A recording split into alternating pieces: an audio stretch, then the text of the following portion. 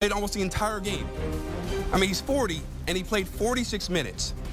Luka Doncic was special, 38 points. Anthony Edwards, 43, 9, and 6.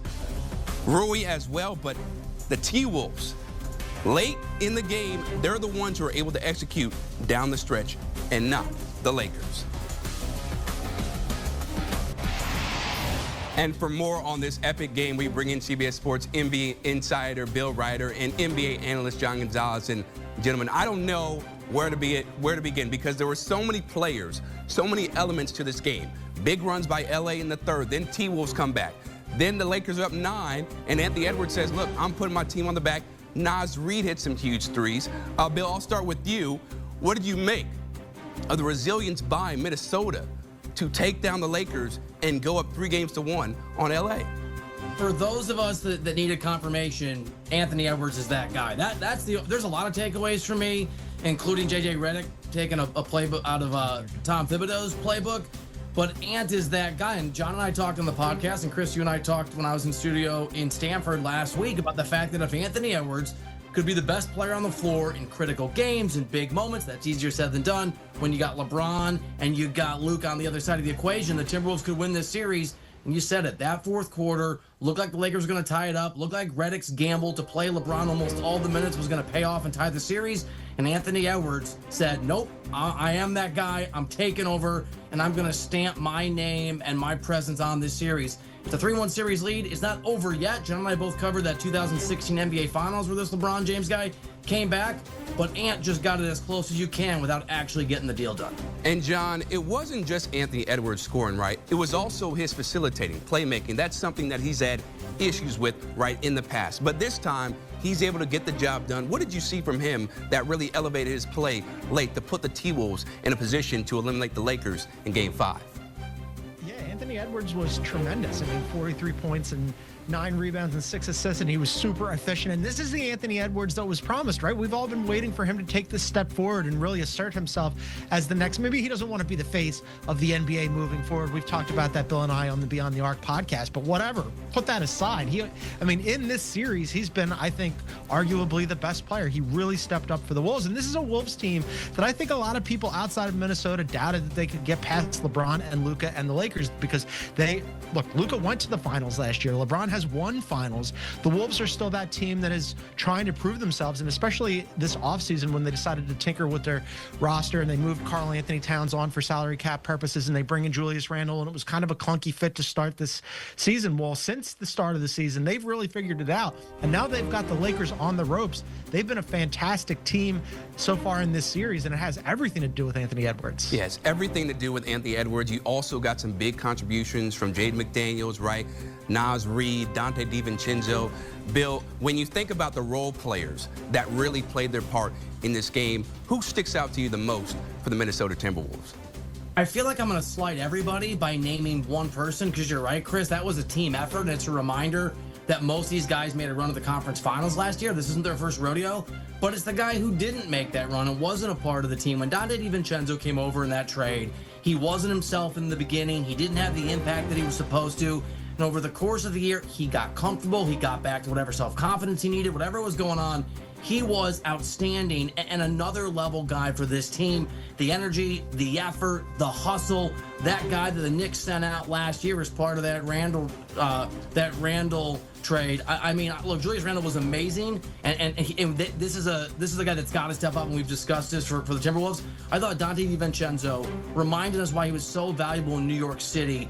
Being that role player you need, you just add and be a catalyst for some of that energy was everybody was huge. Almost everybody that got minutes. It was a pretty limited rotations on both sides, but I thought DiVincenzo was really impressive. John, do you find DiVincenzo was the most impactful out of all the other guys, I should say, or do you feel like Julius Randle? Because Julius Randle in the first half, he was looking like Steph Curry from 3-point range. Yeah, I mean, look, there's probably no two bigger critics of Julius Randle than me and Bill. I mean, we spent the entire season just absolutely trashing this guy. But I would say, like, post All-Star break, and certainly in this series, he's been good. I mean, you have to give him credit. There was a play in the second half where he was D'ing up on Luka, and I thought, okay, like, Julius Randle, since when do you do that? He had 25 and 7. Yeah, I mean, there's a lot of things that you could flag on Julius Randle during the course of his career, but so far over the second half of the season and then in the series, he's been really good. And if you're the Lakers, man, like all these like ancillary players that you were maybe not so worried about, yeah, Julius Randle was good, Dante DiVincenzo was good, and then Naz Reid hit some big shots in the second half to really boost them. It's obviously Anthony Edwards first and foremost for them, but the Lakers didn't exactly do a great job on those help players around Edwards. No, they did not whatsoever. And when you look at the Lakers, right, they got huge production from both LeBron James and Luka Doncic. You can also throw in Rui Hachimura there, Austin Reeves. And Luka and LeBron, Bill, they played 46 minutes. And so when you think about that and the output that they had, and they still end up with an L, how much of a gut punch is it for them? It's a huge gut punch, and I'll look, I have not been the JJ Redick super fan guy on the podcast. John's maybe a little more in that camp than I am, and he's still a really good coach. But you play LeBron that many minutes, and he runs out of steam the way that he did in the fourth quarter. LeBron did not impact that fourth quarter in a significant way. I think it's a massive gut punch. I mean, they played LeBron and to a lesser extent Luka all of those minutes, but obviously LeBron James is a 40-year-old veteran. He played them, Redick, all of those minutes because they knew they had to win the game. It's not a must-win game, but it was really, really close. And so not just the fact that Minnesota was able to steal the game, but the fact that, to my eye, and if you just look at the offensive output from LeBron James in the fourth quarter, it vanished. Other than free throws, he wasn't able to really exact his will on that game. And I think it's a significant problem beyond the fact that obviously they're down 3-1, which is not where you want to be in an opening round series if you haven't, and they do, championship aspirations.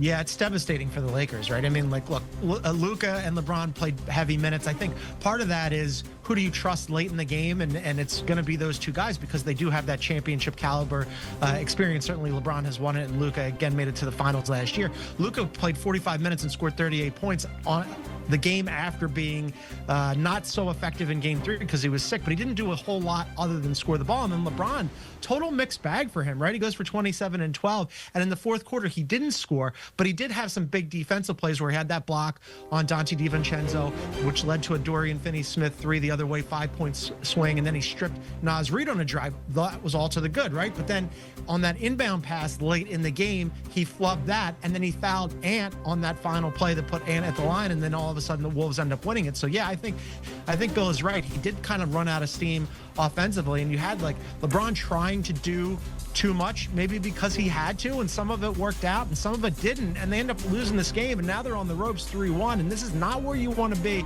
Bill's absolutely right. They of course have championship caliber aspirations. We were all sitting here going, hey, can't wait till that second round series where LeBron and Luka face Steph and Jimmy and Draymond and the Warriors. Well, guess what? Looks like right now only one of those teams is going to get there. Not all of us. All right, yeah, no, that's definitely true. That's definitely true, Bill. Now, one of the reasons, guys, in my opinion, why the Lakers didn't win this game is because of their lack of front court excellence. And I'm talking about Jackson Hayes. The man played 4 minutes. He scored 2 points. When you look at that and moving ahead to Game 5, how do they get back into this series and avoid being eliminated by the T-Wolves, Bill? Oh, look, I'll gently push back on that a little bit. I mean, the Lakers had control of that game until the fourth quarter, and Anthony Edwards scored 11 or 12 or 13 or however many points it was in the end, and LeBron didn't. I mean, look, Jackson Hayes is not going to be the solution. They're going to go small. Part of the consequence is that, and John, I hear what you're saying, that you have to trust LeBron and Luka at the end of games. You have to sit them for minutes.